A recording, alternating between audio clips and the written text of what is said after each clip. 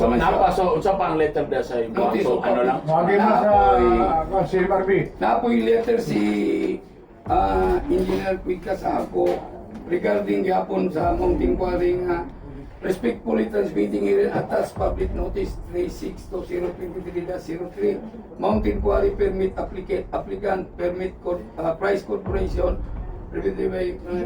and then the implementing rules and regulations of Republic Act 7940 other known as Philippine Mining Act.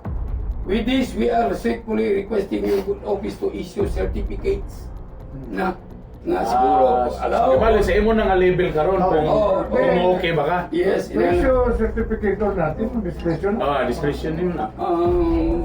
wala pa ko nag-issue. Wala pa ko nag-issue kay Consultation. wala pa ko nag-issue kay Hindi kami certificate, isa na mga problema lang. basta nanay mando sa ako bro. Nanay mando sa ako bro. Nanay mando sa ako bro.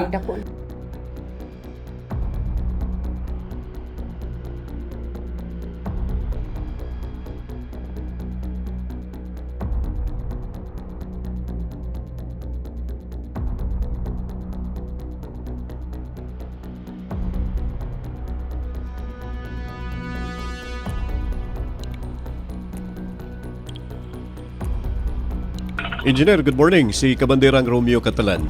Now, balik taning client na naman tayo cease and desist order nga gihatag nato dito sa especially on the application sa Price Corporation.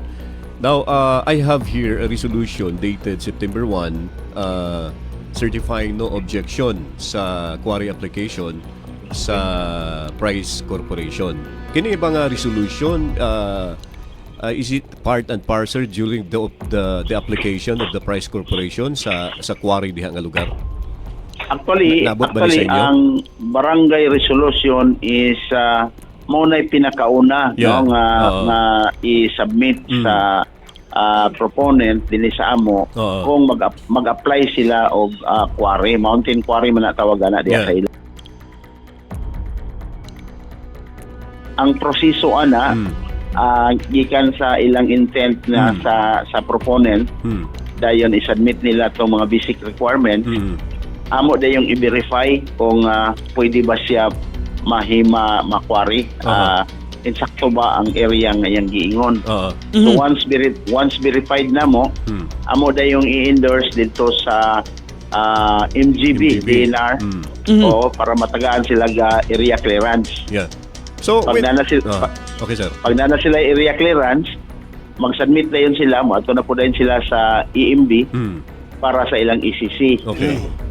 Then kung human sa ECC, nanadayon is next nga requirements na mo, i-post na mo ang ilang application dito sa area kung nabay laing objection. Kay basin og table discussion ra tong barangay resolution, kay basin og table discussion ra tong barangay resolution, kay basin og table discussion ra tong barangay resolution. The perfect term. Once na naay objection, i-process na pod nato. Then tanawon pagkahuman ipaadto sa technical working group o ay hadayon CMRB for recommendation for approval or disapproval.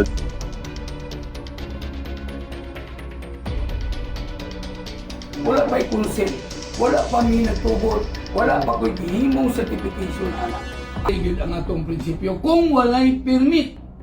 Again kung walay permit, gani na sila application pero dini pa sa ato wala pa nato na gitagaan og panugot kay akong para mo kun ako ang syudad na gyud ang pwede maghatag og panugot ana or ang klinro, no? So dinhi sa ato wala sa gyud tay gitugutan nga magkwari para sa katinawan sa tanan.